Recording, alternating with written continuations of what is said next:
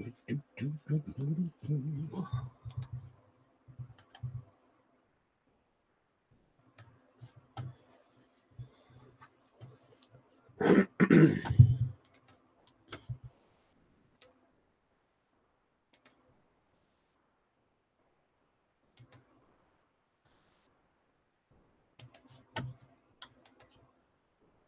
right.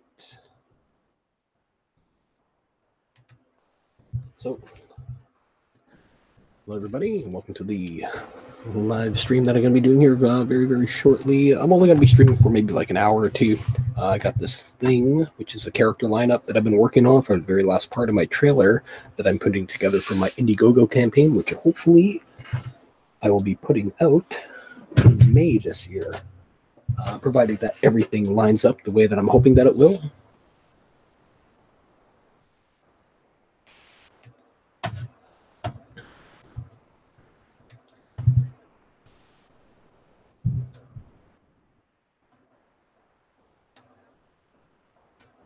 And yeah, to anybody who doesn't know, I'm Ryan Cardinal, and the project that I have going on, it's called KAYAS, A Story of Blood and Stone. And I've been working on the story for, oh geez, I came up with it in 2005. That's when I came up with the initial characters, and then from there, it's been kind of on the back burner, but it's always been a story that I keep coming back to and developing over and over again. And now seems to be the right time to actually pull the trigger on it. As where before, like I've stated in a couple other videos, I used to be a tattoo artist for 20 years, and that's the type of job where it's all-consuming. At least to me it was anyway. And when it came time to switch careers, this is where I eventually wanted to push everything that I wanted to do. So we got Manny in the chat, and Manny says, awesome. We got Pixel Trader in there. Hey, Pixel, we're shaking. Hope you guys are doing well tonight. I know that Manny popped in on my live stream a little bit earlier when I was on Twitch, and that's where I ended up doing the rough sketches over 3D models for all this stuff.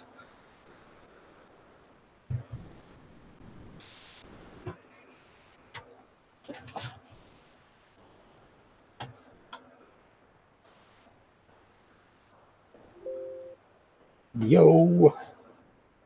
The hell am I showing? What are you showing? A bag of chicken and a biscuit. Oh, there it is. Yeah. Oh my goodness. Riveting. At least it wasn't showing me half naked. Yeah. Balls hanging out and stuff. Well, yeah, that's so half naked there with all my clothes on. You're like, it's not my stream. I can do whatever I want now. Yeah. It's like, oh my goodness. I didn't even take a shower yet. I'm still in my work clothes. How was work today? Horrible. Yeah. I don't want to say anything more. Fair enough, man. I hate when people come on my stream and they start going, so how was your day? Well, I had to do. I was like, shut the hell up. Don't come on my stream. Don't bitch to me about your stuff. Be upbeat. Don't come on my stream and tell me how bad your day was. Nobody wants to hear that. Cry me a river. I know. It's like, save the drama for your mama. You know, it's like, I don't want to hear that. You know, come on my stream and have fun. Don't be coming on here and telling me how bad your day was, or who's sick, or what your dog just ran away, got run over. I don't want to hear that. Yeah, it's not a country song, man. Like, we're not a country music station. We're here to have fun. I see Pixel Traders out in your audience. Yeah, pretty cool. Yeah. He said he's heading back to work now, and just wanted to hit us up. That's and cool. You'll leave the stream up in the background so you get a view. Oh, okay, awesome. Awesome. All right. Oh, it's definitely going to be a lot more laid back and relaxed over here. It's going to be like crickets, so it's all good, man. That's cool. Everybody else is sleeping. Well, that's the other thing too. I was just like, oh, I got a couple people I can invite, and I'm like, oh wait, no, they're on the other side of the country. Do it. do it. No, they're out cold. I know they are. Hey, I'm on the other side of the country. Yeah, but you're on the right side of the other side. I'm on the other side of the country and then some. Oh, ow! Oh, that hurt. Oh, see what happens when I don't dry? I do stupid things. I hit my fingers on the damn desk. Oh, usually, at this time of the night, Booster's still up, Risey's still up. But if you want chill stream, I get it. Yeah, I want to be Chill. definitely productive. I'll shut my mouth. Oh no! You can talk and shit, but I hardly talk. You know that. That's why I got my perpetual talkers that come on. Oh no, Santa Raven came here. She's gonna troll me because I took away her wrench last night. Santa Raven. Hey Santa, how's it going? Trust me, Santa Raven. Everybody's wrench is being taken away from my stream. Don't count yourself as special. You're just involved. You wasn't special last night. Everybody's thing is going away. Even Booster, everybody. Done. I'm done with these wrenches. It's retarded. I'm sick of all these. You want to say that? I said it's stupid. You're doing great there, Santa. That's good. Yeah. I will take away wrenches. The only wrench that's going to be left in my show is pretty much going to be KG. That's it. Everybody's wrenches is gone. And if they don't like it, too bad. That's just the way it is. That's just the way it is, right? It's like, what's good a wrench for if somebody's not using it? Santa Raven actually did the wrench really well, but I just want one wrench. Like Lord of the Rings. Yeah, just one. Just one. Well, I can't say just one. My wife still needs her wrench. Yeah, you can't take that one away. Then again, because nobody's gonna mess with her, but she does put links in the chat sometimes, so she'll still have her wrench. Yeah. My alter ego, my real name, my alter ego, my real name will have a wrench. My alter ego don't need a wrench. Good Dog Press don't need a wrench, but yeah, Manual Crow will have a wrench, so I can go type in there sometimes. That's it. I really, I don't know. I like going to streams where you see just one or two wrenches. To me, it seems so classy when you see that. Like, this guy has it under control. He doesn't need all these crazy people with wrenches all over the place. You need people over the head. That's the only reason I'm doing it. It's not a power trip or anything. I just want to go back to basics. Too many people with wrenches just does not work for me. Just upsets me seeing people, especially when people are on my panel and say, "Oh, give this guy a wrench, give that guy a wrench," and I'm thinking to myself, "Why does that guy need a wrench? You don't need a wrench. I don't want to do anything for my channel." Yeah, they put on their whatever they want to promote, and that's not what I want to promote. What the hell are you doing? Keep it to a minimum.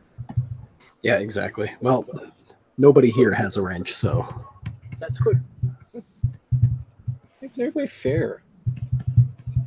Unless I had somebody that was going to be on my panel that was going to actually do things, like KG. He got the wrench. He gets to go on the panel. He pretty much shills for everyone. He promotes everyone, and not just once per night. Maybe 2-3 times per night. He'll put everybody's links up there, and even new people that come into the stream. And he knows where those people are coming from, and he wants to promote them so that they'll come back. Anybody new that comes into my stream, they get a shout out. They get a channel promotion. And that's one way of keeping new people into your streams. Like, oh, definitely. Hey, super cool. You just promoted me for no reason. So KG understands that. I told him, hey, KG, everybody that comes in, you give a shout out. Promote them. And that's how we've been keeping them. Yeah, it's funny because about 3 weeks ago, there was a couple people making fun of me. They ain't making fun of me now because they're actually following me and actually trying to do my model that I've been doing for the last couple weeks. A cat. A cat. Why?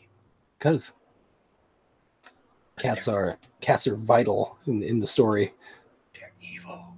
That's why. They're super evil.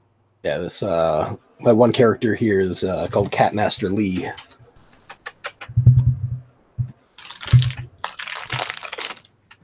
There we go. The summoning. Yep.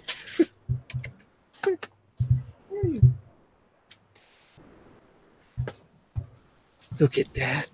Look at that beautiful face. And look at that. What happened to my beard? It's gone, dude.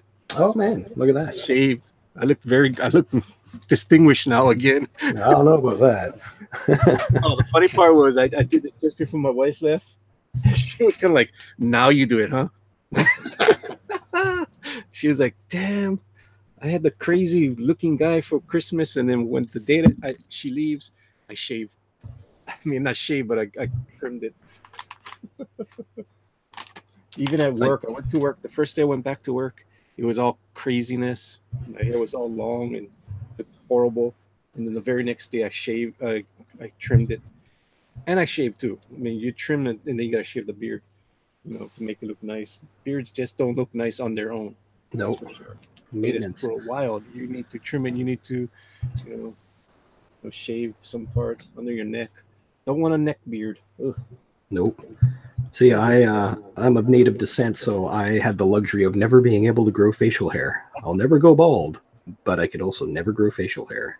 Unfortunately, I am Southern European, so we are very hairy people. The clan of the Portuguese are very hairy people. Yeah, I got a on Twitch Portuguese guy that usually pops in. What's funny is I don't know how the hell my ancestors went from small little islands in the Azores to small little islands in the Pacific. Actually, I watched a YouTube thing where they were talking about like during that whole time period and how the Spanish were doing their big push and the English were doing their big push, and the Portuguese, like just because of where they were set up, it was like the perfect timing, and they just like went everywhere.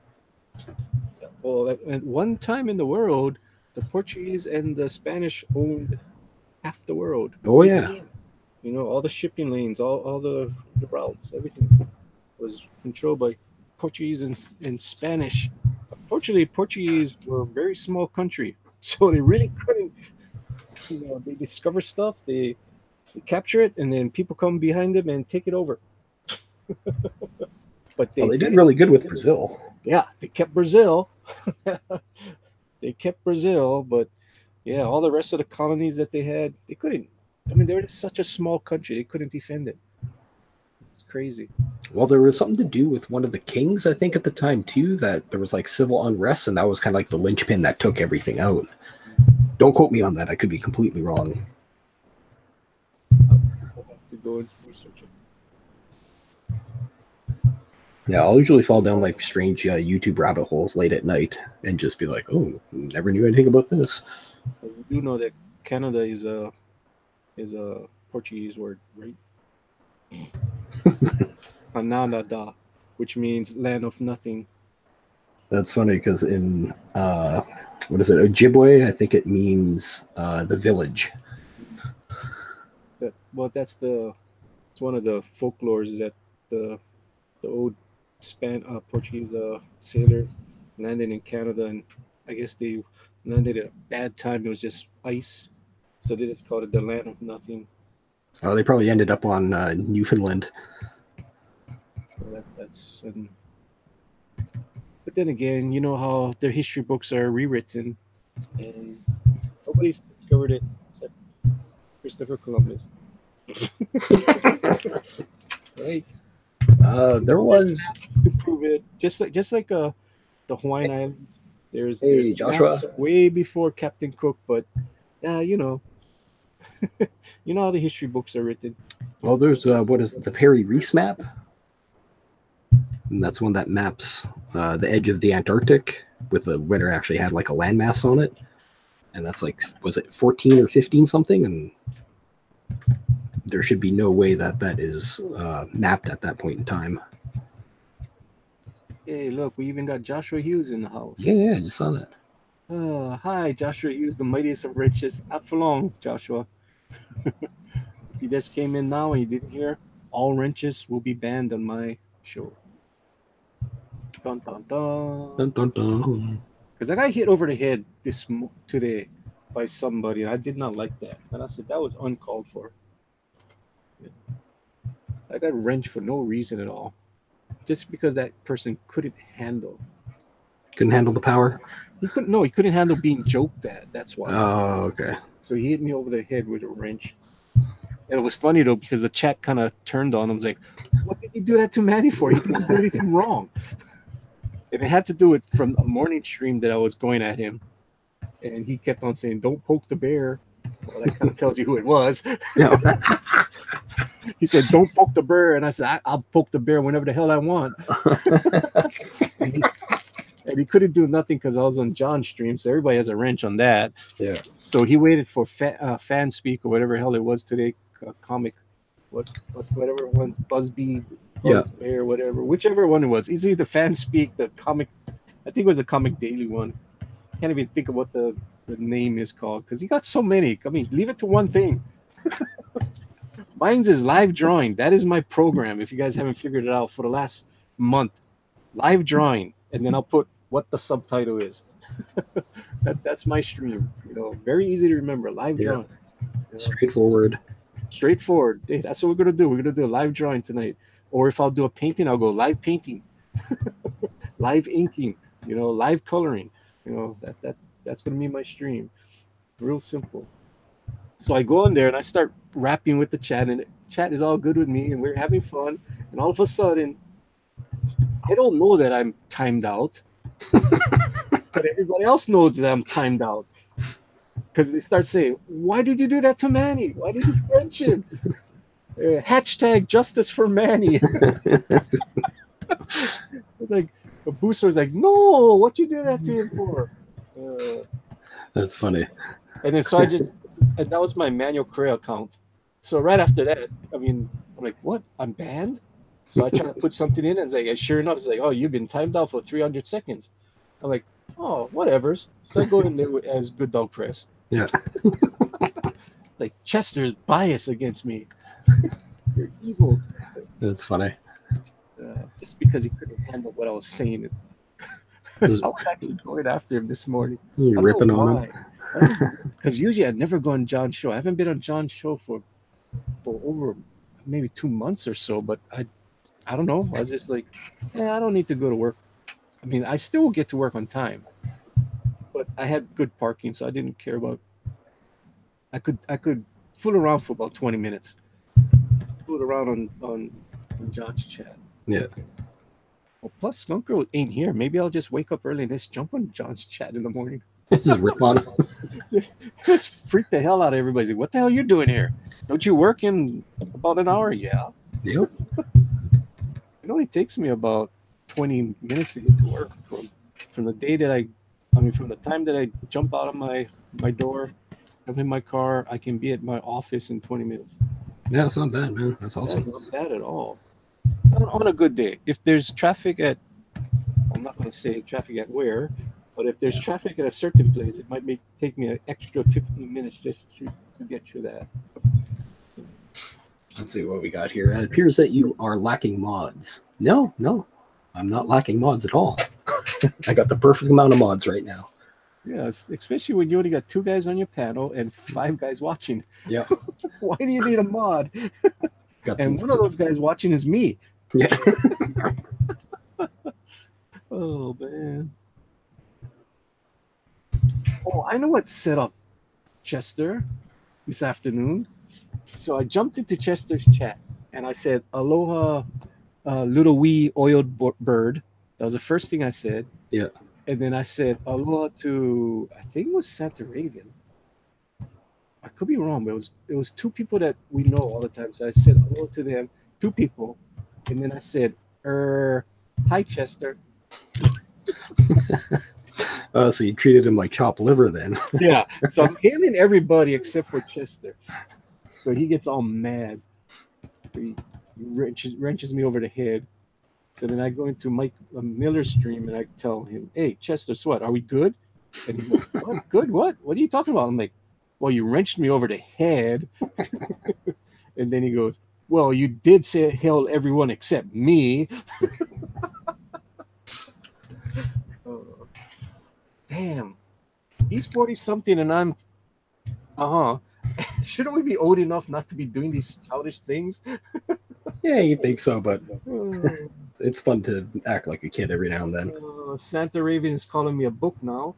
Thank you, Santa Raven, for calling me a book.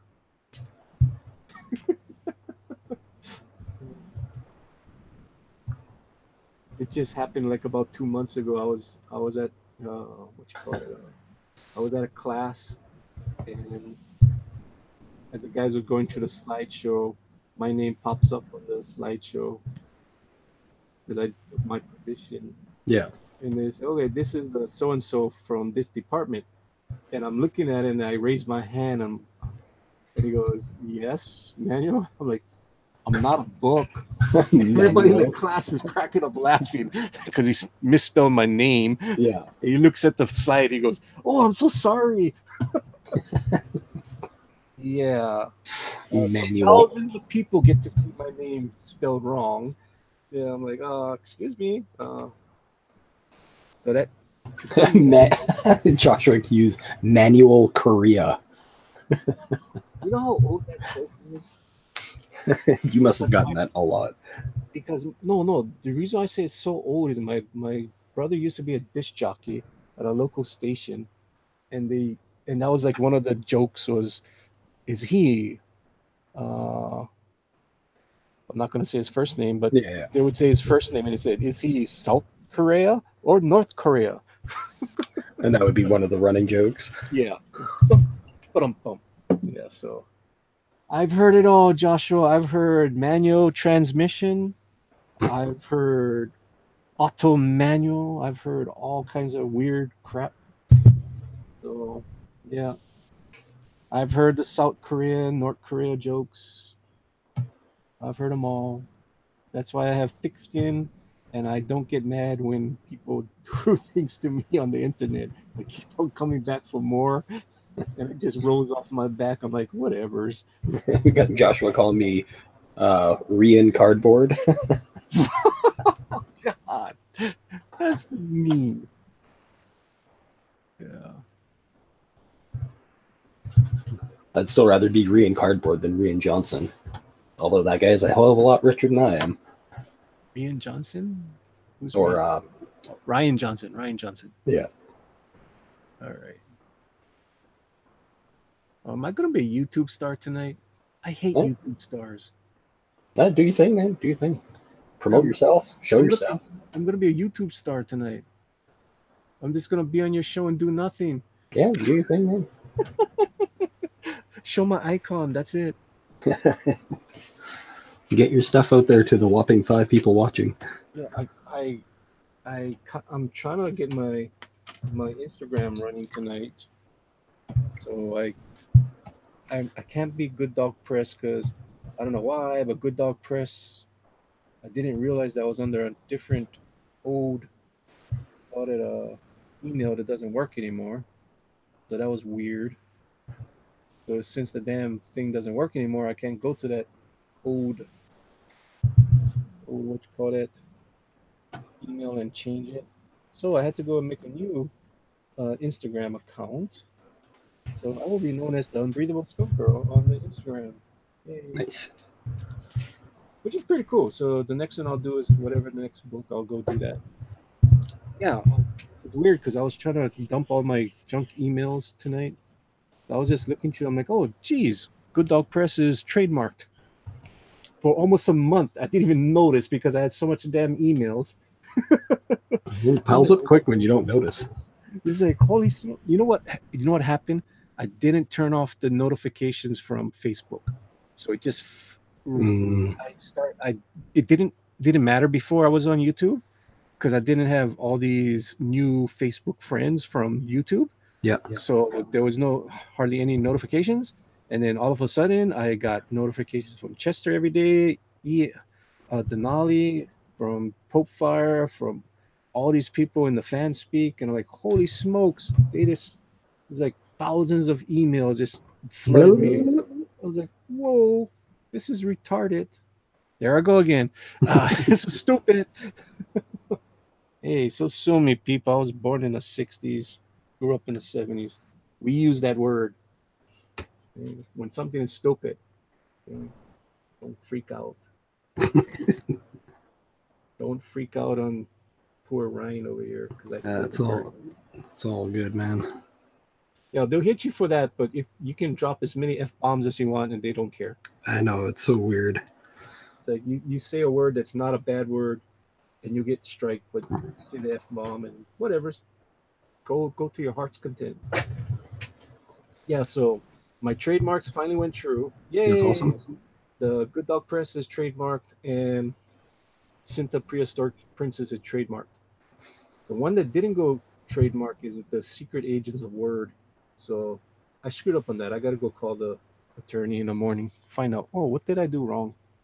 What it seems like they say, oh, it didn't fit the criteria for comic books because I put on the cover premiere issue. So I don't know if he's thinking that only gonna be one issue. So that's kind of weird because all the rest, like the Prehistoric Princess, she had 3 comic books that I showed pictures of.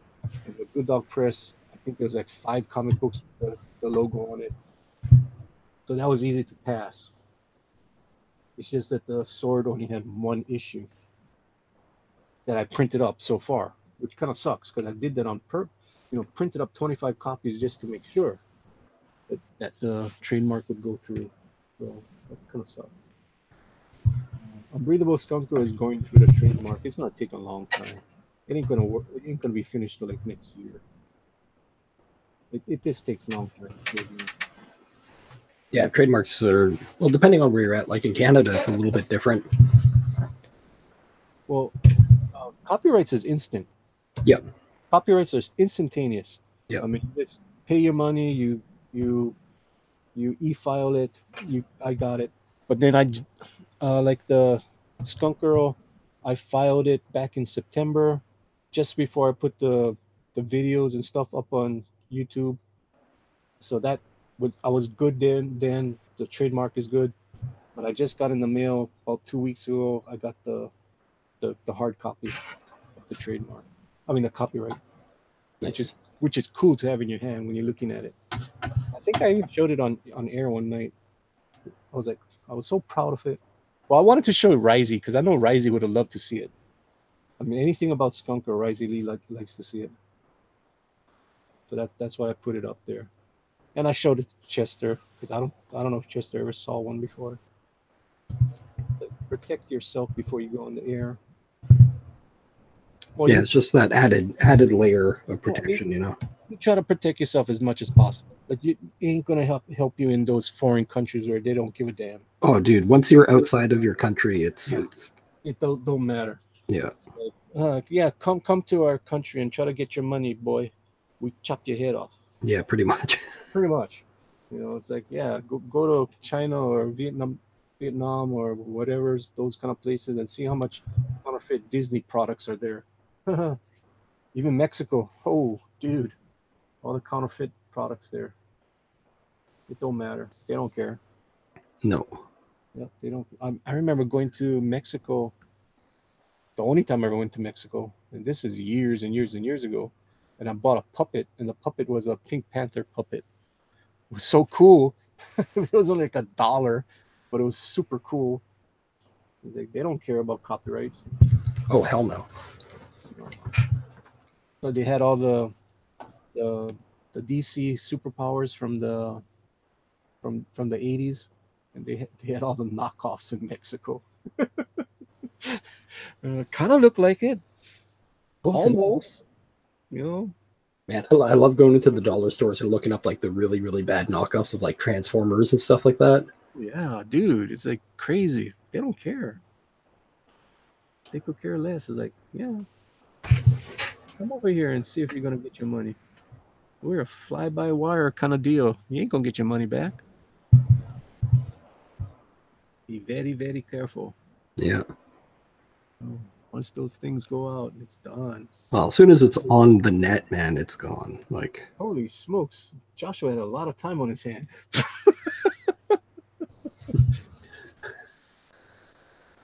Wow. okay, the Enigma Seeker doesn't want to join the Cult of Raven right now, but someone else in talking might join.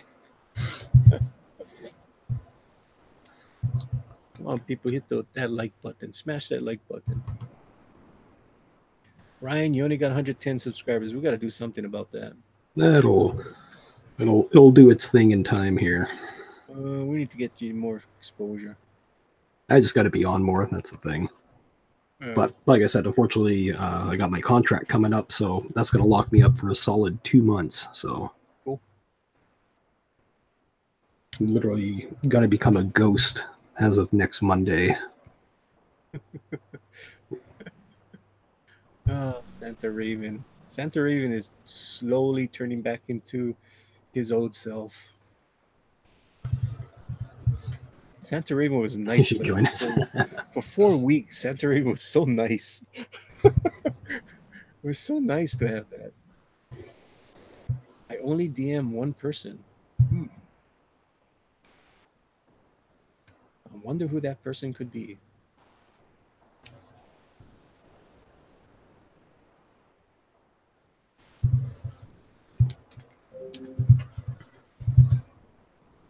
Damn, he is still awake. Go to sleep, Willie. I thought I turned off all my damn notifications. I'm still getting notifications. Why? That sucks. I went to Facebook and I turned off all my notifications. I just had one come across my screen. It's kind of oh, I was about to say the word again. Oh, man. God, it makes me mad. I thought I got rid of it. Is it still coming up? Gonna go to Facebook right now. It has a notification, but notifications are not supposed to be sent to me. Yeah, Willie Reed is awake. 1 minute ago, he replied to my comment on his post. Damn, go to sleep. It's late, Willie. And with your stuff, are you promoting anywhere else or just on Facebook and Twitter right now? Or what do you mean? With Skunk Girl and stuff. Skunk Girl right now, I'm just doing totally on just Facebook and here and wherever I can. Are you on any of the like the comic book forums and stuff on Facebook? I am, but I really haven't done anything on there. I've tried, and it just seems that Facebook just doesn't help me at all. See, I've had the exact opposite. Maybe I just have the wrong people following me. Well, I also scoured like every possible group out there, like digital art group, storyboard art group, illustration, painting, places that'll just specifically promoting your stuff. And when I do something, I'll just blanket everything and link it back to my fan page. Mm-hmm. And I went from having, I think it was like 100 and something people to almost 700 people in like, I'd say like maybe a 2-month period.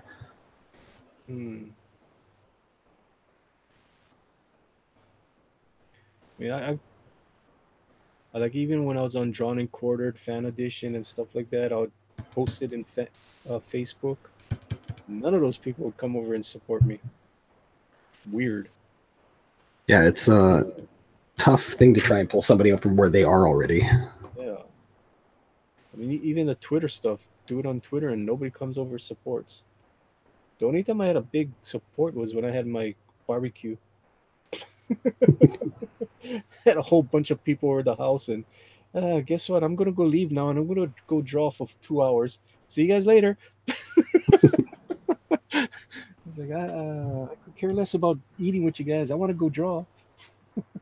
I'm like, I can see you guys anytime I want, but you know what? I need to go get some exposure for my artwork. Yep. And that's what I thought. I mean, when I was like, am I gonna stay down here in a smoky barbecue and nah, I'm gonna go draw. Yeah, I used to have a buddy that would always get pissed off at me whenever we'd be at parties, because I'd always have my sketchbook with me. And he'd be like, dude, why aren't you interacting with everyone? I was like, trust me, I am interacting. Like, you're always drawing. It's like, yeah, this is how I actually relax and I interact with people. And that's what makes me laugh. I mean, because like some people are on, okay, like my streams go a long time. And the reason why my streams go a long time is because I'm just there. And if something catches on and the chat is going good, I just let it ride. It's like, I'm not going to cut the stream off. Say, well, I'm tired. See you guys later. Bye. I've seen streams like that when I'm like, what the hell is the guy doing? I mean, I can see you wanting to cut your stream off when the going is good and let the people beg for more, but you kind of let it die a little bit. You can tell when it's dying. It's like, okay, it's time to go to sleep.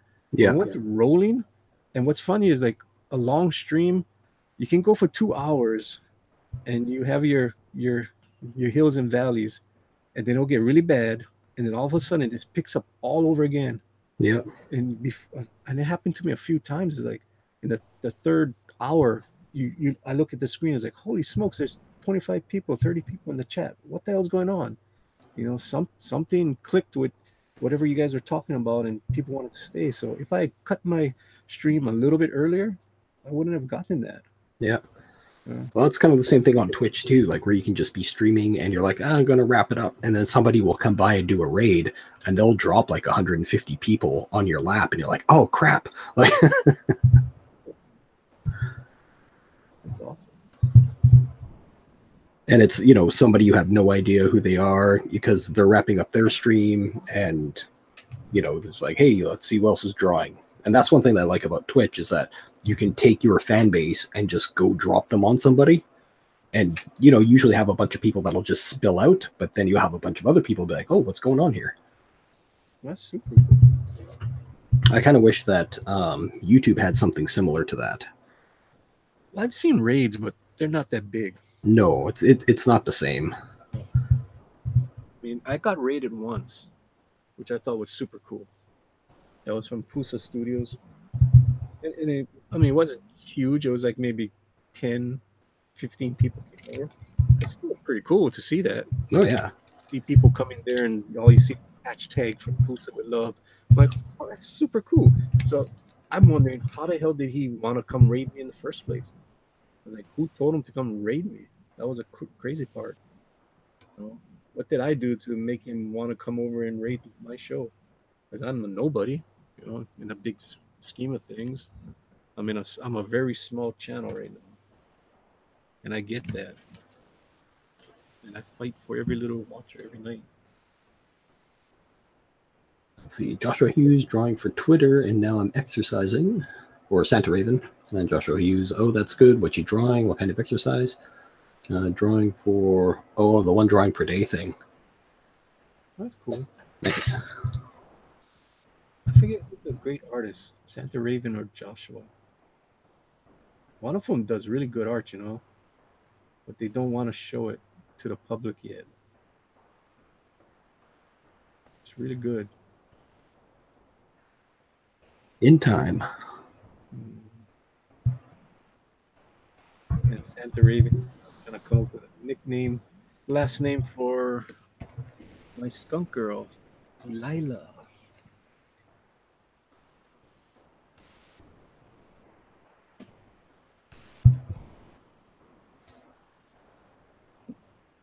It is a biblical name, of course, but it fits her well.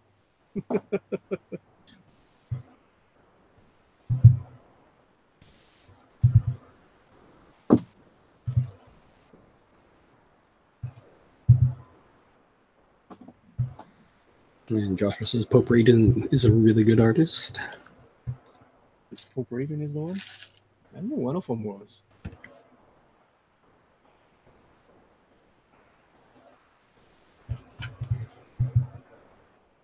I'm telling them when are they gonna get on the fan edition, Tron and Quarter.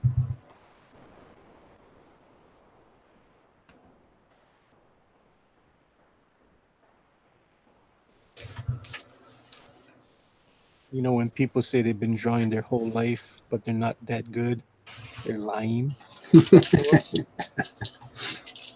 you're trying to be humble here. Obviously, you're very good.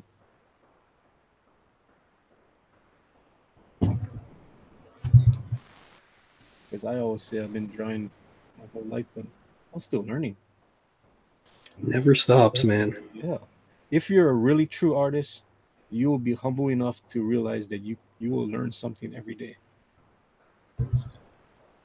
Unless you're some savant, then learned it when you're super young and crazy. You always find something new. So I'm working on the Tales from Beyond the Gate, and I've been drawing a lot of those pages already. But I've been looking at the pages. I'm like, I think I can do some of these scenes better. So I was looking at a book today, and I was just swiping a lot of stuff from the book. Just poses. I'm like, oh, that would have been so much better in my book. You know, I'm just swiping the poses, not swiping anything else. Like having somebody walk up the stairs. I'm like, that is so cool the way this guy drew the person walking up the stairs. The way that I drew was so boring.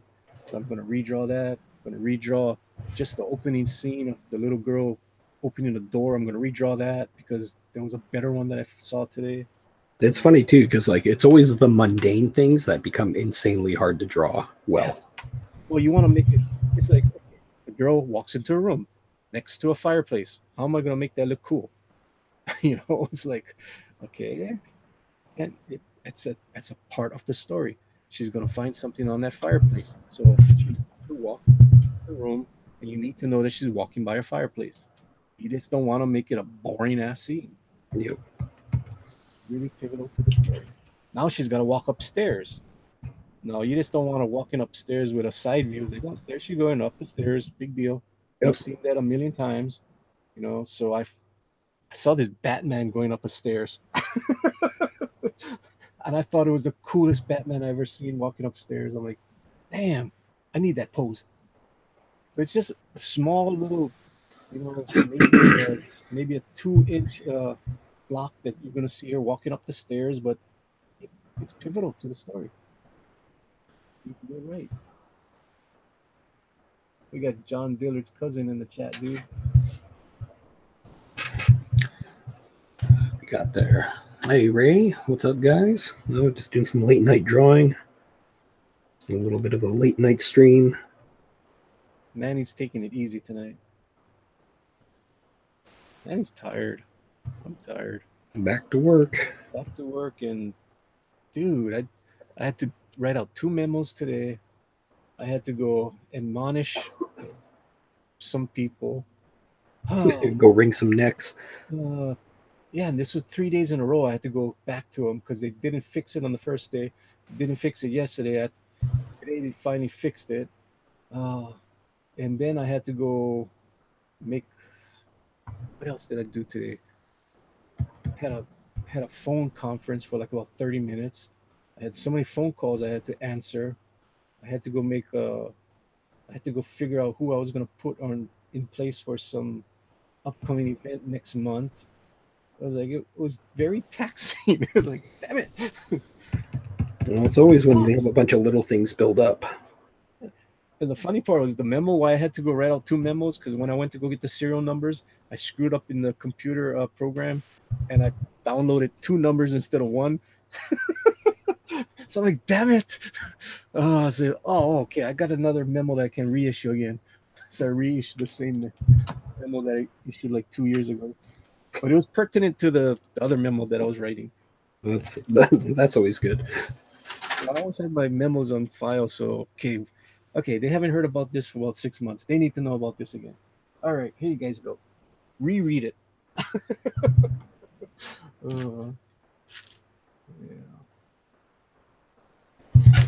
Tomorrow, there's all this new data is going to come out, and I got to go crunch the numbers. So I don't want to do this shit. Let's see what we got here. Hey, Brother Ray.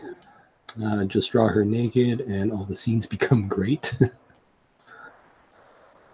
Yeah, I've seen your other video. Thanks.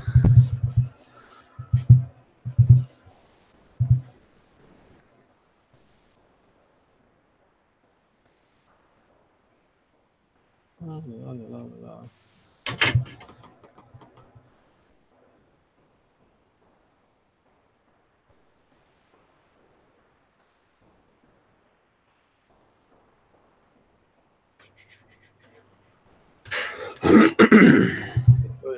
Facebook has cars for sale.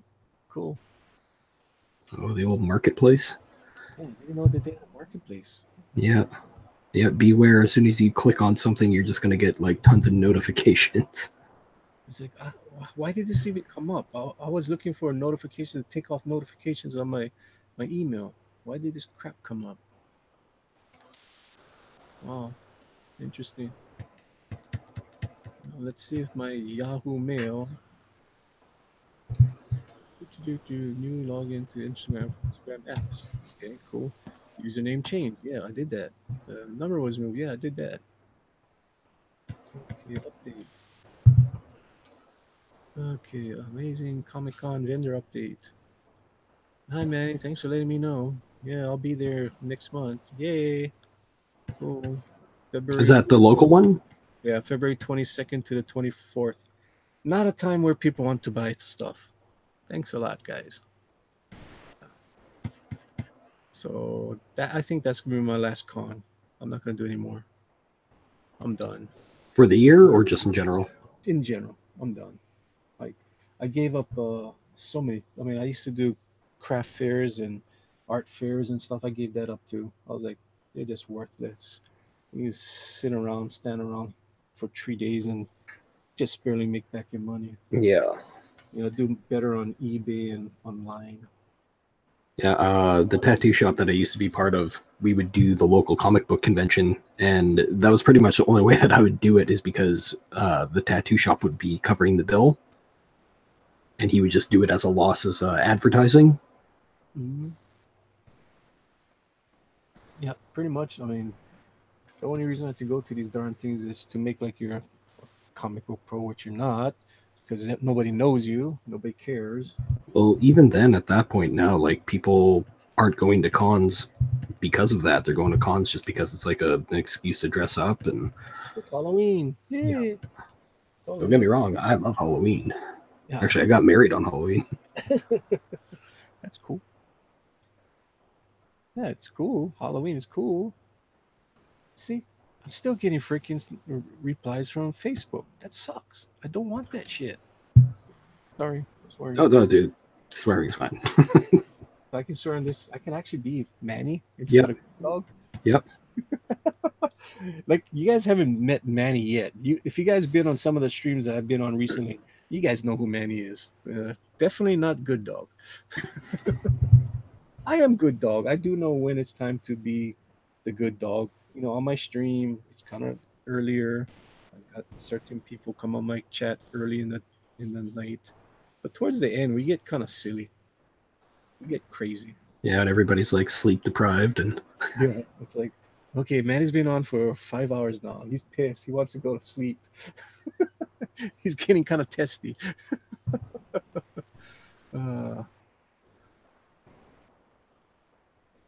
Yeah, so I updated my Twitch, updated my Instagram, updated my Facebook tonight. Nice. Got rid of all my emails. Yeah. Official USPTO notification of acceptance of trademark. Cool. Yeah, I got 2 of those, and like I said, I got 1 rejection, so I gotta go call them. What's my rejection? It's funny because once I got the rejection, all this spam emails came to me. All these sharks, all these law firms. Oh, we can represent you and get you back your trademark. You're like, trademark's not lost. Yeah. I just got to go fix up some paperwork. Yeah. And quite. And you got 6 months to do it. So, but when they give you the notification, you have to go back, talk to the attorney, and he'll tell you what you need to go fix. And you got 6 months. I mean, I can wait 5 months before I go call the attorney. So it's not like you got to do it now. Yeah. You have to make an effort within 6 months. And what happens is, even after that 6 months is over, the attorney told me they still give you leeway a couple weeks after. So It's not like, oh, you need to go fix this right now, man. I got other stuff that I need first, but I should call him. Not this week. I'll call him next week. I'll call him in the morning. That's the weird part. I gotta call them early in the morning. Yeah, I got to start hunting down what is it? Printers and stuff, because I got to start doing that stuff now. Mm. Yep. And there is a printer here in Vancouver, and apparently they also are a fulfillment service. So I want to get a hold of them and be like, hey, yo, what's your guys' deal? Because if it works out good that I can do everything through them, the printing and fulfillment, that'd be awesome. Then I don't have to touch any kind of shipping or any of that stuff. You know, just pay them out, let them do it. Right. That's something I can think of too, but I most likely will have. I know for sure my upper tier, the highest tier, I want to make sure that those books are going to be signed. Maybe the lower tiers, maybe I can have, fulfillment center. It's just a comic book. But for the upper tier, I'll mostly have to bite the bullet, have it shipped to me, and do it myself.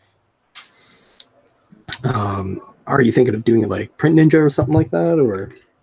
You know what? I've gone through Comics Wellspring already, so I know how good they are, and it all comes down to how much I'm going to print.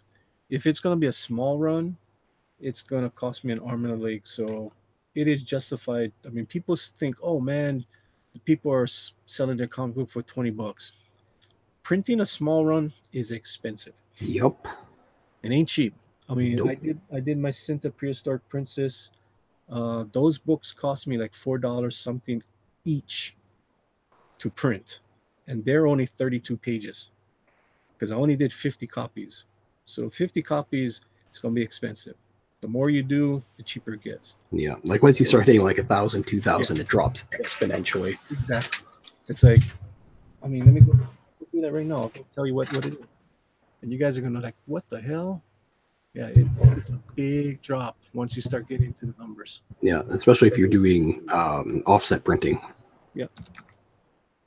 But this is not offset. This is just digital printing. Yeah. And the digital printing is more expensive. But still, yeah, once you get into the bigger numbers, it's super cheap.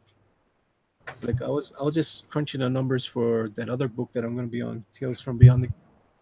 If it's 100, okay, I'll do it right now. So it's going to be a paperback. It has to be a paperback.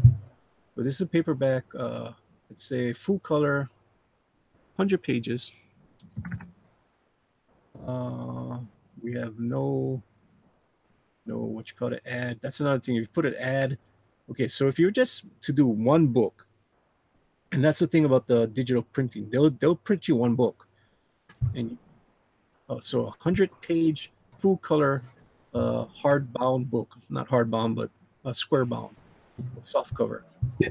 It's $12 just for one. Yeah. Okay? But if you go up to 250, it is $11 each. Now you go to 500,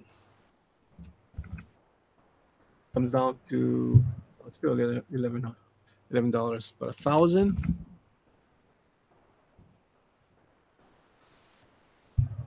Where it's not coming down? Why is it not coming down? It usually comes down. I don't know why it's not coming down. I know it's coming down unless it's not doing it. Okay, You broke it, Manny. I think I did. Why did I break it? Not doing what they usually do. It's not even doing it right now. What the hell?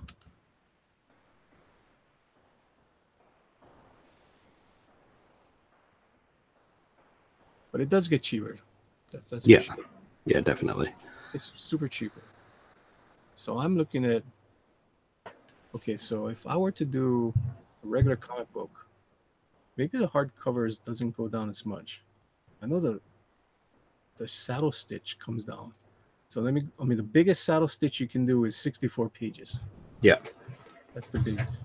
So for full color, 64 pages without their ad. You don't want an ad in your book from the place that you're getting it printed by, because that looks cheesy. Nasser did that, and I was like, what was Nasser thinking? His back cover was an ad for the printing company, and that just looked horrible. So for a 64-page book, why is it still there? Why is it okay for a 64-page book? You're looking at $5.32. You know, just one.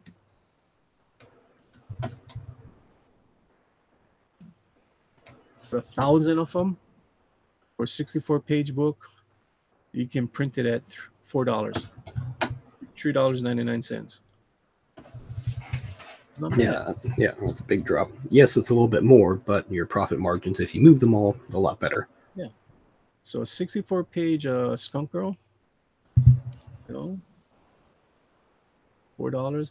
But that's not including shipping, and that's not including you got to package it up and you got to do all the work. So gotta figure all that crap into it too. Yep. So you can't just say, "Oh, they're charging me $15." Yeah, $15, but they did all the work to make the damn book too. Yep. I mean, how much money are they going to make off of that? Not much. When you consider how many hours and hours and hours they took to draw it, and color it, and ink it, and letter it, it's not worth it. It's not worth anything to the artist. I mean, he's working for pennies. It's a labor of love. That's all it is now. Well, it's always been like that, but even more so now. Yeah. Yeah, I've always said that comic books is the one industry that's been kept alive because of the love of the medium. Like no other industry would even consider keeping the framework that is current comic books alive if there wasn't the love for it. See, if I went with 52 pages, 52-page comic book, full color, if I were to print 1,000 of them, it would be $3.54 each. That's not too bad. And 52-page book is pretty substantial. Yep. I got in my hand right now my other book that I did. It's 50 pages, and that's pretty thick. I think people would buy a book like that, full color, from an unknown person with a pretty hot chick on the cover for X amount of dollars.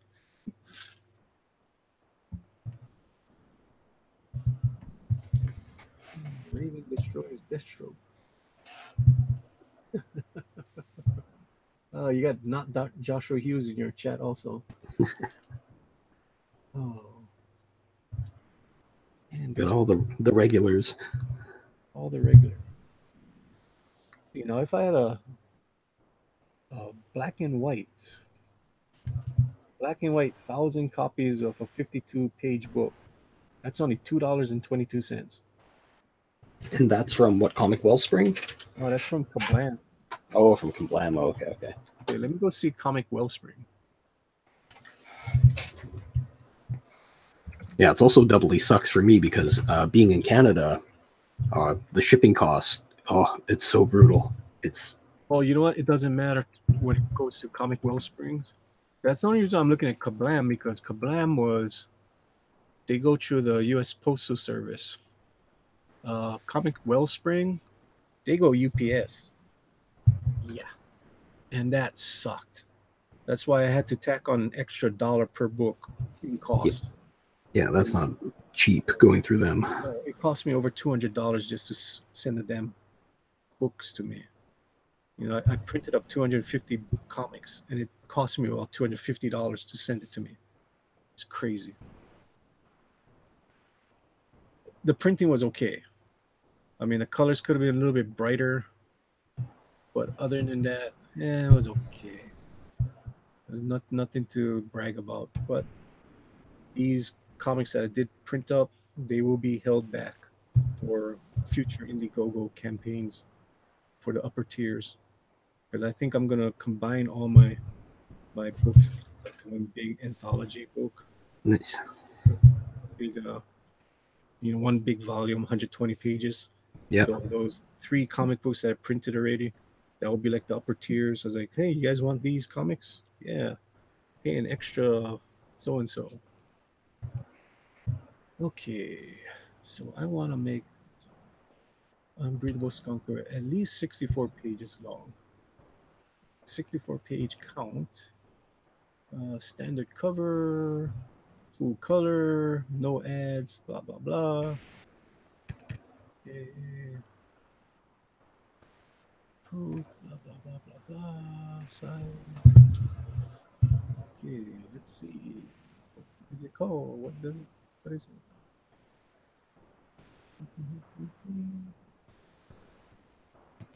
You must choose an item from the list.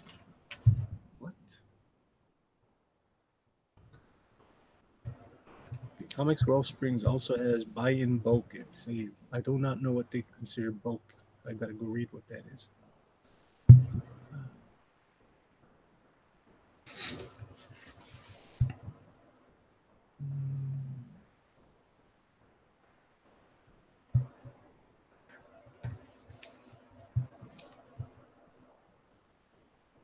I do like the deal that Peter Simeti has now with the paid partner program or the printing partner program.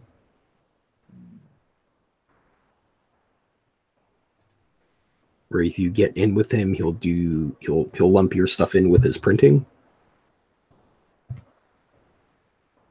and it can drive your comic book price down to like 50 cents a book.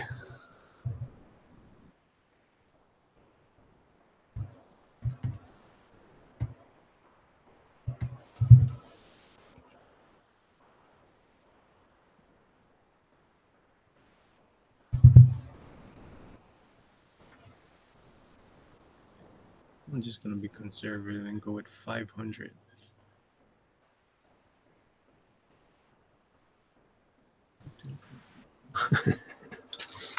Not. See, they just don't. It's not like the other place where they just show you once you ask what you want to see, it automatically you got to go click to the next page. Dang, you must. What the frick? Doesn't let me do it. You're breaking everything, Manny. What the hell am I doing, man? Okay. Name of comic book 1. MN. There. That's my name of my comic book. Okay. That's what you're telling it's required. Okay, add to cart. You must choose an item from the list. What freaking item from the list? Is that on Wellspring or? Yeah, I'm on Wellspring. I keep on trying to update it, and it's not telling me. It's not going to the next one. It's gotta be a price list. Okay, products. Forget about the products. What is it? Price list.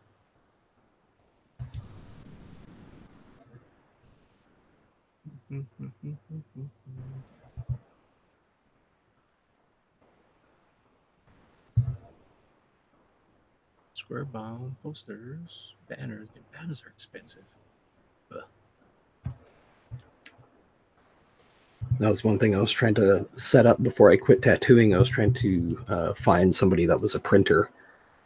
I was trying to score a deal because people will trade their wives and their car for tattoos. So it's like, man, maybe I can get somebody to get in here and give them like a sleeve or two, and then cut the cost on printing when time comes to pull the trigger. But unfortunately, that did not pan out. Okay, so buy in bulk and save. Ain't much in bulk. Woohoo. If you go over 1,000, you only get 30% off. Ain't that much. Yeah, 30% is better than none. Yeah, that's true. So instead of printing up 1,000, print up 1,001 and you get 30% off. Yeah, exactly. Why isn't... I thought before you could just... What? 64 pages. Okay, cool. No ad. Joshua Hughes hailed dead air stroke. Oh, dude, I'm the king of dead air. I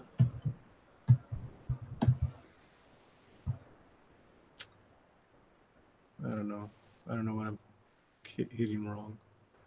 This is just... Said it again. Oh, I said it again. Well, it pretty much is the same as the other place anyways. Yeah, that's what I've been finding too. Is everything's kind of generally about the same price, give or take. Yep. It's It's about the this. So yeah, it's the shipping that does you in. yeah. So you go with Comics Wellspring, it's gonna be, UPS. If you go with the Kablam, it's gonna be the U.S. Postal Service. Yeah, well, that's for you guys out there. Yeah. I got to So, deal with freaking Canada Post. Blech. well, the whole thing is Comic Wellspring is in Michigan, and my wife's family it does live in Michigan, so I could have them actually go to the where they print it and just they ship it to me. That could be another thing that I could do, or I could just go take a freaking vacation up there and go fulfill it up there. Yeah, it's one of those things where you gotta weigh out all the options, Mm-hmm.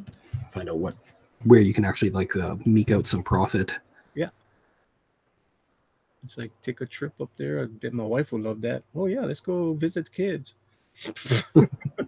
Yeah, you can go work on your book. Go ship off your 1,000 something copies of your book while I'm just gonna be cruising with the kids. Like, Yeah. thanks a lot. Oh. Hmm. Where is it? There it is. I just wanted to listen to just what I wanted to listen to while I'm falling asleep. Manny muttering under his breath. I guess it's kind of like ASMR. I know you just want to see me draw boobs. Okay, here I'll go draw some boobs for you. That's all you guys do when you guys come to my stream. You just want to see some legs and some boobs. Ain't nothing wrong with that though. Yeah, exactly. You go take a break. I'll be back and draw some boobs. Manny's gonna go set up his ASMR system right now. Get that sweet dulcet tone going on. I don't know, those ASMR chicks, man, they make a lot of goddamn money doing that stuff. A ridiculous amount of money. Like, man, maybe I should just go get some fake boobs and rub a microphone for a while.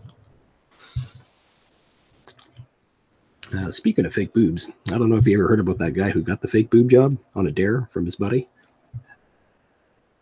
And he was told he would get, $10,000 if he kept them for a year. And apparently these dudes are already like super wealthy. And this is kind of one of those things where it's just like, I dare you to get breast implants. And he's like, 10 grand? Pfft, easy, done. They found a doctor that was willing to do it. He ended up, the thing was he's only supposed to keep them, I think, for like a year, but it's been like 5-6 years, if not longer now. And he still has them. Rick? Oh my God.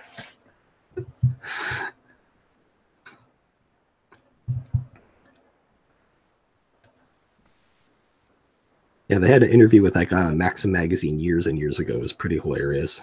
He was talking about how, like, it's like before I couldn't pick up chicks, but now that I got a like sweet rack, chicks can't leave me alone.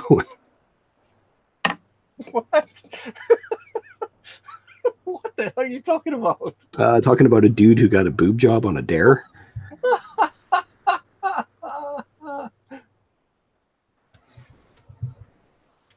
Oh gosh.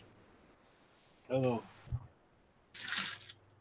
Was that the guy that was on talk shows and stuff? Yeah, he's on talk shows. He was in Maxim. Yeah. And, it was just him and his buddies goofing around. And he was like, dude, these things are great. It's like, I get tons of tail this way. Yeah, didn't he get like $100,000 for that? I thought it was like $10,000 if he kept it for a year. Oh, it was 100,000 for a year, I think. Because I remember like they're already financially like well off, and it was just more like a shits and giggles kind of a thing. My goodness. I don't think I could do that. Well, there's a joke there. I don't know, $100,000, man. Yeah. I remember when. I'm not gonna go that joke. I'll do that joke when it's a different kind of stream.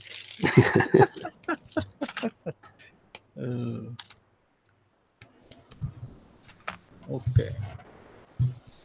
Okay, you see this one that I did last night? Mm-hmm. This is the one I need that model cut thing Oh, okay, to, okay, yeah, yeah. to make the neck correct.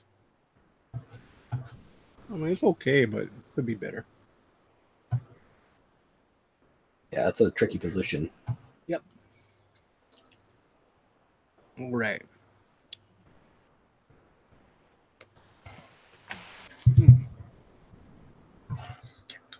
How many more do I got? 1, 2, 3, 4, 5, 6, 7, 8, 9, 10, 11 in total. Whap, whap.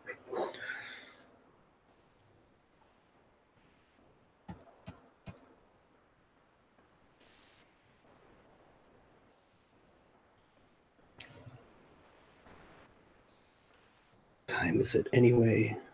12:28 over here. Okay, that's not too bad. I'm dreading going back to work because my sleep schedule's completely messed up. Yep. See, but for me, even though I went sleep later during my vacation, I still only had the same amount of hours of sleep. I still had like 5 hours of sleep a night. That was it. Yeah. So, like, I would stay up with you guys. Not you in particular, but some of the guys. Yeah. I would stay up till like 3 o'clock my time in the morning, and still wake up at 8, ready to go. Yep. Like, so for me, it's 10:30 now. I go to sleep in about an hour and a half. I'm good. I wake up at 5 in the morning. I'm good to go. Yeah, mine's the exact opposite. I was staying up till like 6:37 in the morning drawing, and then sleep until like 2 in the afternoon. Now I got to go back to being like an actual morning human being. I'm like, oh no, this is gonna be torture. Crazy. How long you was doing that? Oh, for like months. They only did it for 3 weeks. It wasn't that bad. Yeah, I've been on a non-work vacation working on my project stuff since June, July.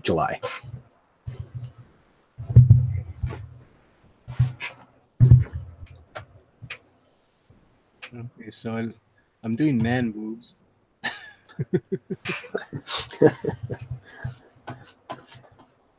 It's weird. I haven't drawn men in a long time. You know that? It's funny when you don't draw the thing that you're used to drawing, and then you switch over. Yeah, it's like I used to draw guys all the time, and now I'm drawing more women all the time. It's like, oh my goodness. Yeah. It's weird. Hardly ever used to draw female superheroes and villains. That's all I do now. Ain't nothing wrong with that though. No, nothing wrong with it. But it's just weird. It's like, oh, I don't have to draw nice and gentle and stuff. I can just Yeah. go hard edges, and if it's a little bit off, nobody cares. I mean, a man's muscles, you can be a little bit off, and nobody's gonna care. If you go off on a woman, Oh yeah. it's like, that's wrong. Just straight up. That's like wrong. Like a guy, it's like, who cares? You can have so many striations on his chest, and nobody's gonna tell it's wrong. You put too many damn ribs or bumps on a rib or something. This doesn't look right. Makes her look older. Yep. Or her boob is a little bit longer on this side than the other side. The old long titties. Yeah, they're gonna know. It's like, oh, how come the boob is not right? How come it's off on one side? Which happened to me last night. It's like, Manny, one of your boobs is off. Like, seriously, guys? A guy, you can have one side big, one side small. They don't care. A lot more forgiving when you draw a man. Yeah, only if you're like completely way off, and that's like, all right. But then again, if you're like Ryan and myself, you don't see us just drawing details off the bat. You will see a lot of underdrawing, a lot of structure first. Yep. That's something that I've been trying to get over is not doing as much construction, but man, that's a hard habit to break. No construction. Especially as you're doing it detail. I mean, you're doing it digital. It's so easy to get rid of the construction lines. Yeah, I find I have a tendency to kind of like go into the form too much, like just spend too much time building it up when I should just be blasting right into it. But this next project coming up here for the next couple months, I do not have the luxury of building anything up. Storyboards are brutal. You got to do anywhere between a minimum of 25 to on average 50 panels a day. Oh.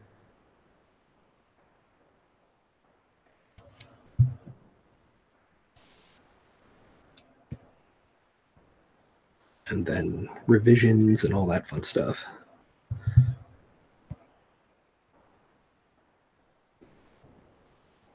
But the cool thing is you learn so much because it's just so condensed. And I'll begin to work with a couple people I've worked with before that are super awesome. Cool.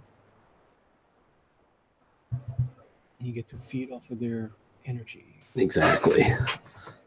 All these people that are watching us that don't understand what that means.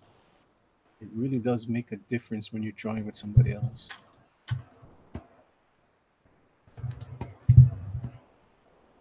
As opposed to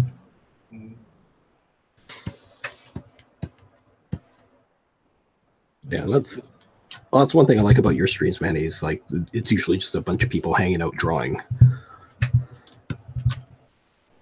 And like on Twitch, you don't get that too much. I got a couple buddies that I'll draw with every once in a while, but it's just a matter of trying to line stuff up with them because, you know, they're always super busy.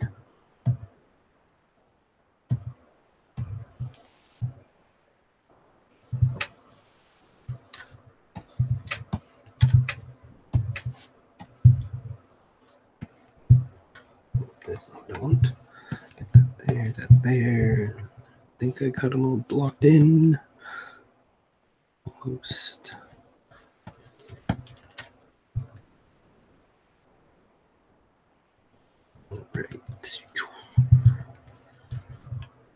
All right, sweet. That guy's done.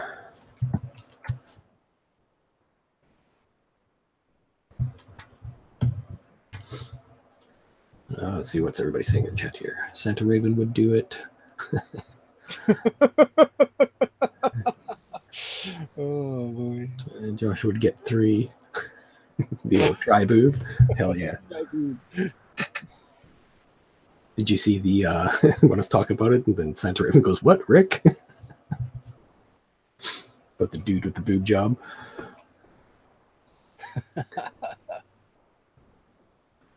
Rick is so clueless sometimes. It's just so hilarious. I've never actually been on or seen one of his streams. Oh, dude. It's brutal. It's brutal.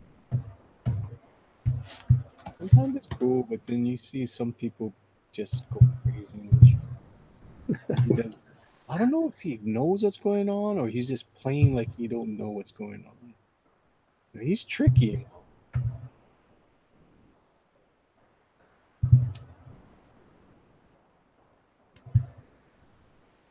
As long as everybody's having a good time. Oh yeah, everybody's having a good time.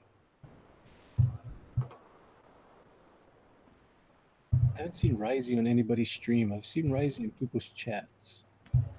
But ever since Sunday night, Rising has not been in the stream. Yeah, panels. Yeah, I still don't know exactly what's going on with that stuff, and I tend to keep it that way. Yep. Nothing really positive went down. So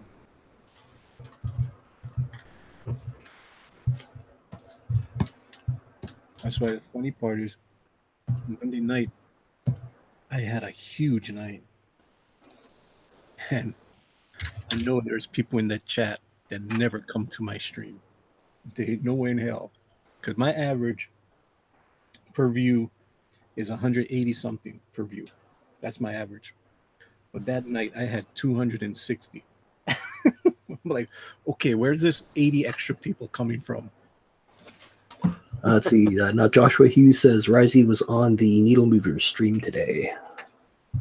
Oh, I have no clue who they are.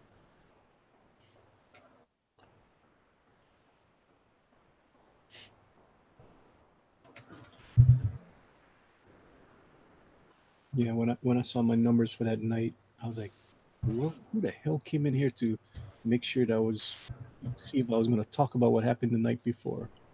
And I squashed it real fast because I saw a, a guy that was on that stream on Saturday night, and who he wanted to come on my panel, and I said, "Not tonight, dude, not tonight. No drama on my panel. No, you're not coming on here." Yeah, That's why I'm kind of laying low to it right now. It's like, well, you can come hang out in this like totally obscure stream. So exactly. That's what I was like. I was not feeling it tonight. I'm like, man, I don't want to go on. I just want to cruise tonight. This is a cool stream. I mean, I get to do a character that nobody knows. I'm being Rick right now. That's what I'm doing. This is a character that's going to be. I mean, his origin is actually. I'm not being Rick because he is actually in Skunk Girl. So, and you actually know what the origin of the character is? Yeah, he's a freaking Greek god. There you go. This is Atlas. He's gonna be in Skunk Girl, and he has a major part in Skunk Girl. So yeah, it's not like okay, this character, the Flame, he's gonna appear in the 14th issue of the second volume of the third season. Okay, no, this character, total Skunk Girl. Yeah. Shit, what you just described basically is what I'm doing with all my characters because I got so many. I got in Skunk Girl. There's gonna be a whole bunch of characters, but they're part of a team, so big deal. I mean, she's got to go up against the SJWs, and he's part of the SJWs. That's funny. Which will be part of the scavenger hunt for Manny's 500 giveaway. Yeah, how close are you to that? Let me see how I don't keep track, dude. It's so funny. It's like, so you ask that to somebody else, and they'll go right off the bat. Oh, I'm at 451. I have no clue. I gotta go look. That's why last night somebody in the chat had it before I did. Yeah. It's like, cool. Okay, I am at 464 subscribers. Oh, right on, man. Okay. It's getting there. That's awesome. So I am, what is that? 36 away? 36 away. And you've only been going for a couple months, right? I've been on since, well, I made my YouTube channel end of August. But I didn't put my first video to September 18th, September 16th. Oh, that's really good growth, man. Yeah. And I didn't go into a Rick show until, I ain't telling you guys. You guys got to find that out. Because that will be part of the scavenger hunt. Nice. The YouTube scavenger hunt. Can't make it easy. Can't give away all the answers beforehand. Because I'm going to have a time limit too. I'll give out, it's going to be 10 questions for only one prize this time. Yeah, and it's not, okay, you get to pick. No, I'm going to do it, and you either take it or leave it. And I'm pretty sure everybody's going to like, I want it. Because Manny just does not do too much traditional anymore. I got a whole bunch of traditional sketches, but not full drawings. I don't do that much anymore. Yeah, you're saying that you only had like what 3 original Skunk Girls floating out there? I 4, just 4. That's it. All the rest are just Skunk Girl sketches. So it's like, do you really want to sketch, or do you want a full-on ink job?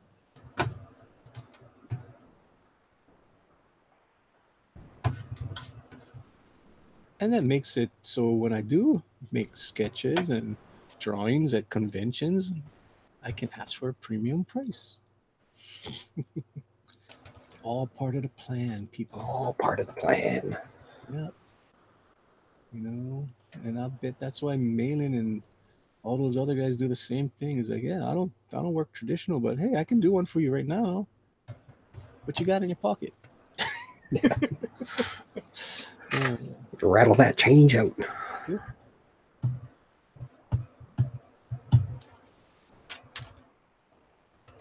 I don't know how good eBay is now to do that work, but back in the days in the late '90s, it was awesome. I mean, whatever the hell you put up there, you sold. It was crazy. It was the wild, wild west. Yeah, I don't think it's as crazy anymore. I still keep up with some of the guys, and they still they still making the money. They got their following. Oh yeah, That's the whole thing is you might start off slow, but if you have something that catches the eye and people will say, "Oh yeah, I want that," yeah, you will have a good following. I still follow some of those guys on there, and they're still making big bucks. yeah. One of the things I was looking at was a bunch of people making a crap ton of money on drop shipping. Hmm. That's where you just have a virtual store. You literally buy from Amazon and you Hmm. just put it on your eBay store and you mark it up by like $4. Yep. Crazy. Yeah, and people just raking in dough. You know what they used to do when eBay first came out?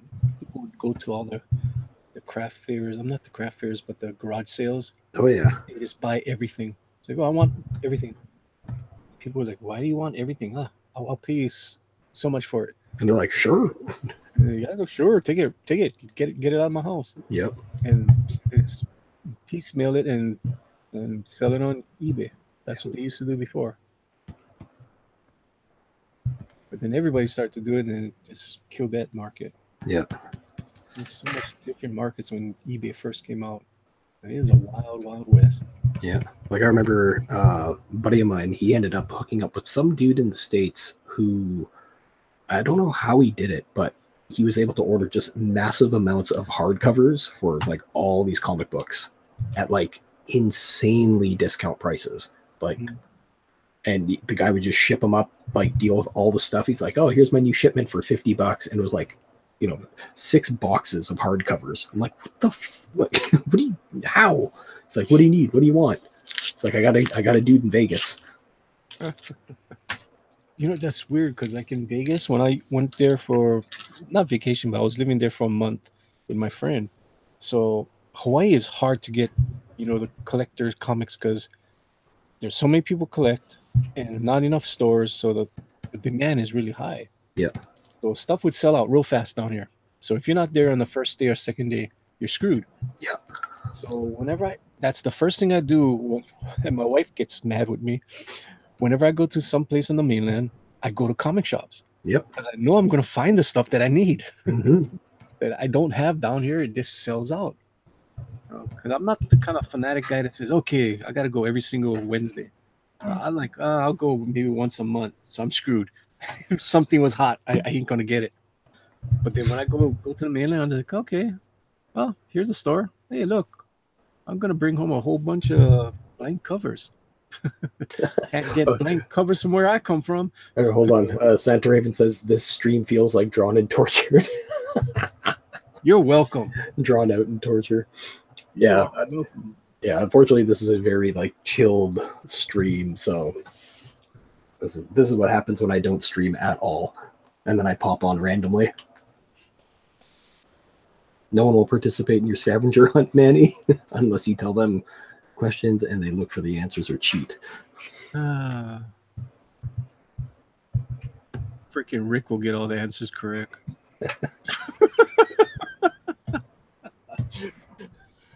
Oh, that happened on John's stream. That was the funniest thing. John was giving his 100 subscriber giveaway. Yeah. And Rick won one of it. And I felt so bad for John. I'm like, oh, dude. And Rick was, like I said, so clueless. He didn't know that maybe he should have gave back the gift and give it to somebody in the chat. I mean, you're part of us. Guaranteed you're going to get original art eventually. Yeah. You don't need it, dude. The people in the chat need it. So for me, for Risey to be one of the winners, I was so happy. Oh, when when Risey's name was Pood first, I was like, oh, that's so cool because he's been one of the biggest supporters from day one. You know, Risey Lee and Willie Reed. I mean, they every stream I go on, I mean, they're so enthusiastic about Skunk Girl. That's awesome. So I really wanted those guys to get the prizes. So to have Risey get it, I was like, so cool. I was like, awesome, Risey. He deserved it. Yeah, it cost me some money to get it to him, but I know he's going to appreciate it. Guaranteed he's going to want, you know, when that Skunk Girl comes out. Yeah, it makes a big difference sending something or sending a piece of artwork to somebody that really appreciates it. Oh, yeah. I was so happy. It was like, and technically he's the second one to get, but no, I say he is first one to get a full drawing of Skunk Girl. KG has a drawing, but not as nice as Risey Lee. Risey Lee's drawing was super nice. You know, KG has more of a sketch, better than a normal sketch, but it still was a sketch. KG got a Peanuts Skunk Girl. Oh, cool. Yeah, that was a long time ago. I was thinking of making Skunk Girl into a Peanut character. And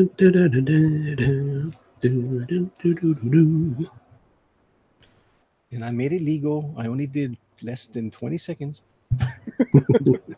Anything over 20 seconds, you get a copyright strike. Yeah, so many weird little loopholes and stuff. So I made sure when I was doing that video, I kept on going, okay, make sure it's 20 seconds. Don't go over 20 seconds. So the music starts at 5 seconds and it stops exactly at 25 seconds. Nice. And then the Joy to the World is free. That Yeah. one I could have played the whole thing. You know, I got that off YouTube. They have their music section. The free section, yeah. Yeah, and I found that on the free section. I was looking for Christmas music, and I thought that was super cool. That version of Joy to the World. Yeah, there's actually some decent stuff on the free YouTube section. Yep, really good stuff. I'm really surprised.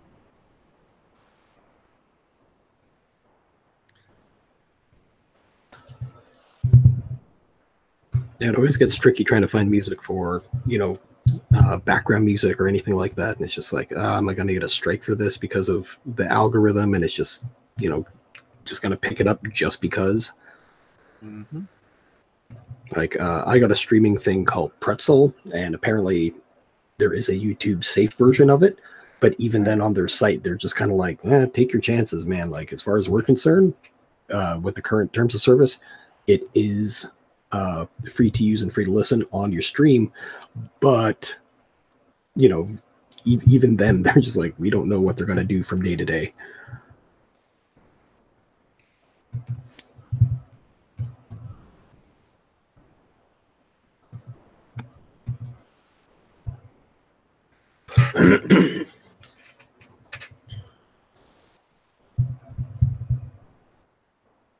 I don't know if I'll be able to finish this tonight.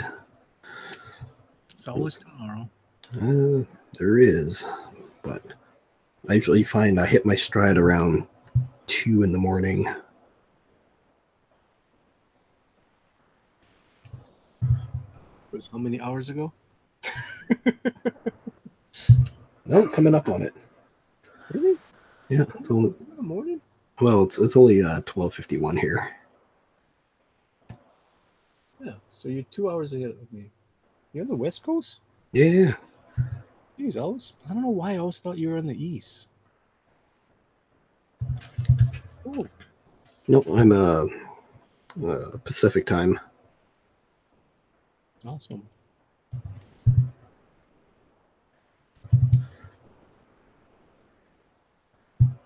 Which is always funny because, like, when I go on your stream and everybody starts dropping off, I'm just like, oh man, it's only.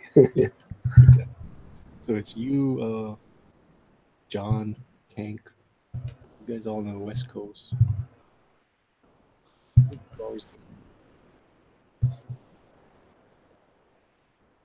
Never really been out east. Furthest I've been out east is Toronto. And that's not even east, that's central. About 2 years ago, I finally got to the Atlantic Ocean. Finally got to see it. I had to go to a training for my job.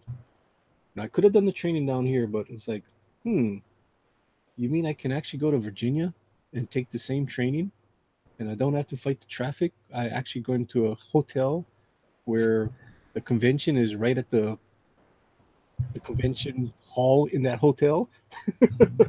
I can sleep to like about 6 o'clock in the morning and wake up and my class is at 7 o'clock. Go downstairs, eat breakfast, and take my breakfast into the convention hall. Yeah, I think I'll do that. No, I want to like, stay here and fight traffic for an hour to get to the convention hall. No, I'm not going to do that.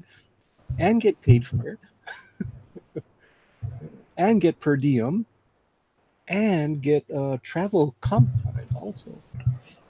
yeah, it sounds like all wins, man. It's all wins. Like, yeah, I think I'll go to the mainland and take my class.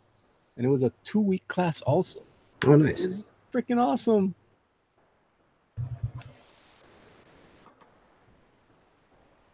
But it was super hot. Oh man, it was horrible. Like 100 something at night. Like seriously? It was Super during the humid. yeah, it was. And it was like it was during the summertime. It was during the Republican convention also. I remember that. It was 2015, 2016, yeah. Uh, June. Super hot. I'm like, oh, this is horrible. I remember going to Busch Gardens and just sweating the whole day. It's fun. The rides are crazy, but so freaking hot. I remember this is like, oh geez, ages ago. I think it's like year 2000. Ended up going to St. Louis to go visit my cousin, and it was like 100% humidity, like 109 degrees out, and we actually had to go outside to do stuff. And there's nobody around. Everybody's like inside, air conditioning, running to their cars because it's hot and gross out. And I'm just like, oh, I'm gonna play some hacky sack, and he was like, dude, you're gonna get heat exhaustion. Don't move. Like.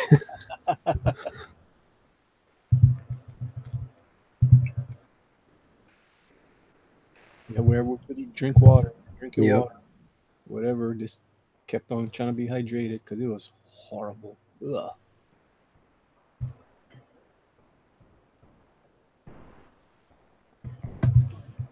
Fun though, super fun. I think the last day that I was in Virginia, me and the other guy that went, we actually drove down to North Carolina. We went to Kitty Hawk, Oh, cool. yeah, to see where the first flight was, which is pretty cool because it's actually not called Kitty Hawk. It's called Devil's Hill. Oh, really? Yeah, but Kitty Hawk sounds so much better in the I don't know. newspaper. The first flight was at Devil's Hill. Exactly. Like, no, we can't call it that. We'll call it Kitty Hawk. Just a little bit of revisionist history. Yeah, that was. It's seriously, people. It's not Kitty Hawk. It's funny. But it sounds so much better, doesn't it? Kitty Hawk. Oh, I was going to say Devil's Hill. I was just like, yeah, that sounds way more metal. It's like, yeah, but that's what the real name is, Devil's Hill. Oh man.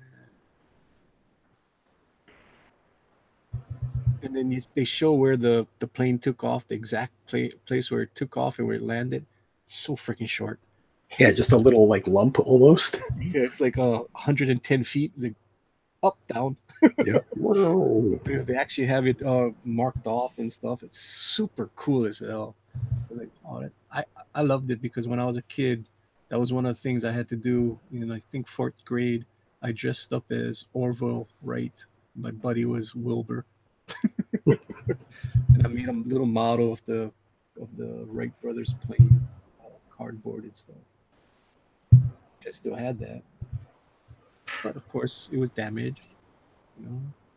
But it looks super cool. It looked like the plane. They have a replica of the plane and stuff in the museum. Super cool. Thing looks like it's made out of like chopsticks and Yeah, spit and like- bubble gum. How the hell did that get off the ground? Yeah, apparently there was like right at the same time there were other people trying to attempt the same thing too. Mm-hmm. I always get a kick out of that kind of stuff where at certain points in history, a bunch of people are doing the exact same thing that have no relation to each other. It's like when the steam engine came out, simultaneously, 6 people all over the planet all came up with the idea to build steam engines. It's the Matrix, man. It's the Matrix. It feels like it sometimes, man. They got the wires were crossed. Yeah. Only one side of the world was supposed to get it, not that side of the world. Not your bank.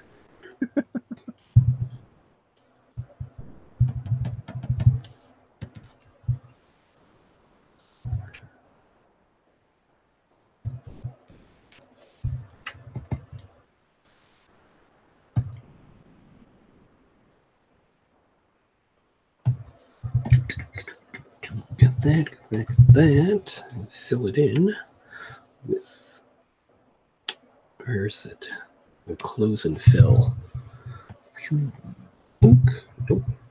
Didn't work. Set my reference layer. I don't know if you caught Chester, or you didn't catch Chester's stream today. No, I didn't. They had somebody on there who had a sketchbook. And pretty much all it was just taking superheroes and making it their own.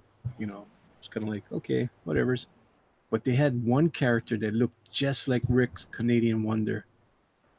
I mean, spitting image, dude. I was like, yeah? Oh, dude, that's the Canadian Wonder.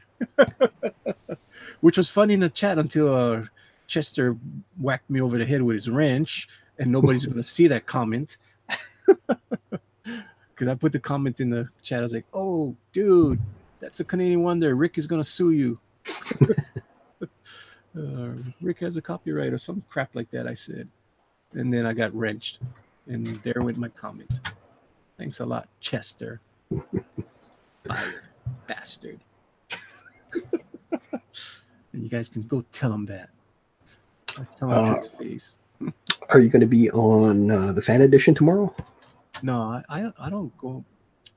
I'd rather see somebody new. I don't want to see my ugly face on that damn thing. You know? It's like, get somebody else on there. You know, build your guys' stuff up. You know, they need to advertise or something. You know, get the word of mouth. Why are people so scared to jump on that? I don't get it. Because when I first saw the fan edition, first thing I said was, I need to be on this show. I want to be on this show next week. How do I get on there? Yeah, that was hungry. That was pretty much my thing too. I was just like, oh, there's a fan edition? Yeah, because I saw the pro edition, and then the next day I see this fan edition, and I'm like, and I see this guy Booster. I'm like, who the frick is this idiot? I know I can draw better than this guy. And then I see Cross Comics. I'm like, seriously? You got that guy on a drawing show? What is going on here? I can get on this show. I know I can get on this show. So I'm like, I need to get on the show. How do I get on the show? And I just did my little thing, you know. I did some fan art for Cross the very next day. I did some fan art, sent it to him. He cut me down, but he still was amused about it, and he liked it. So that was my little foot in the door, you know. But I was hungry. I said, I told KG, I told KG, watch, I'm gonna be on that show next week. He go, how are you gonna do it? Watch. I know what I'm gonna do. And sure enough, I was on that show. But I'm hungry. You don't see anybody hungry. It's like, what the hell? Well, I think it's because everybody's in the in-between time right now. Like everybody's building stuff and they're waiting for their projects to come out. But that's too late. Oh, I know. That's why I don't get it. It's too late. You need to be out there and start from day one. Yep, get your face out there. Yeah. And that was my whole thing. Is like, yeah, nobody knows me right now. I'm on here. I just want you guys show. Yeah, nobody knows me, but I hope I did enough that people will remember me in a couple months. And here I am. All those guys that were on that show, pretty much I go on their shows now. They know me now. How you like me now? Oh, but when I went into the pro edition, nobody knew me at all. Ooh, that was crash and burn. And I knew I wasn't gonna win. I said I'm gonna do the best I can, but nobody knows who I am. I don't have a damn fan base. I think I had 15 subscribers to my channel at the time. It's like, yeah, I don't think I'm gonna win unless I do something super, super spectacular. But I don't think I got a chance tonight. So if you're not gonna win, at least be memorable. Yeah, well, that's the thing with that kind of stuff too. You never know what's going to actually strike a chord. Yep. And if we had real true Lobo fans, they would have thought that I had the most authentic Lobo. He had his cigar, he had his dolphins, he had his big gun, he had his big chains, big hook. He had a shirt on. Lobo did have a shirt on when he first appeared, you know, and he had that chain around his neck with that crazy iron cross. I was totally true to the character. And he loved those dolphins to death. Literally. Because when those dolphins were killed, he went on a tear. You don't kill Lobo's dolphins and think you get away with it.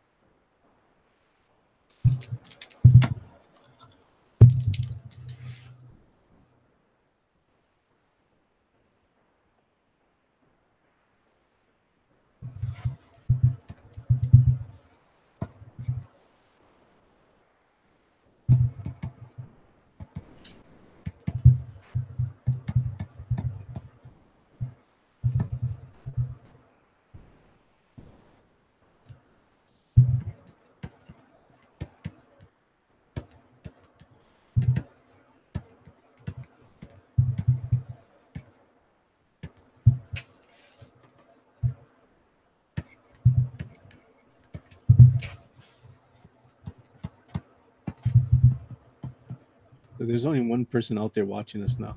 That's I'm not even looking at it. I was just like, oh, okay.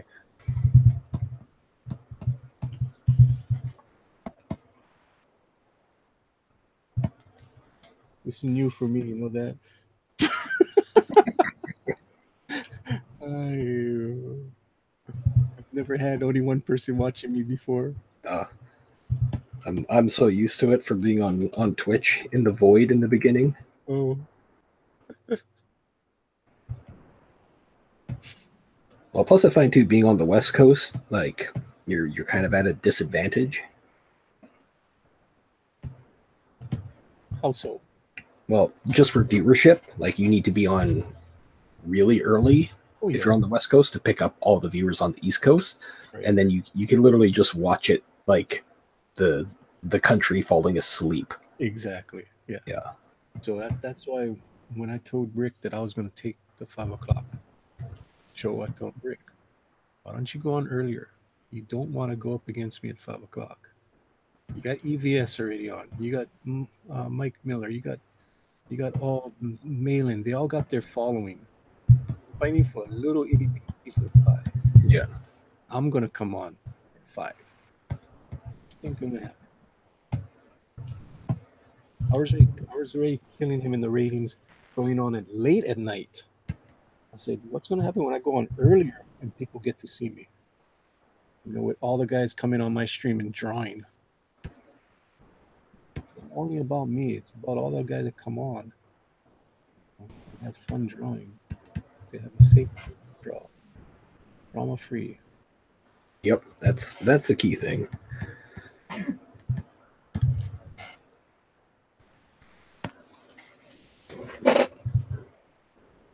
All right, 107. All right, cool. I gotta wrap this stuff up.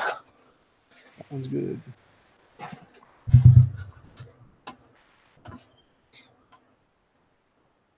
That's saved. All right, not that. All right, sweet. Oh, so much more to draw. So much more I get to draw. That's the key thing.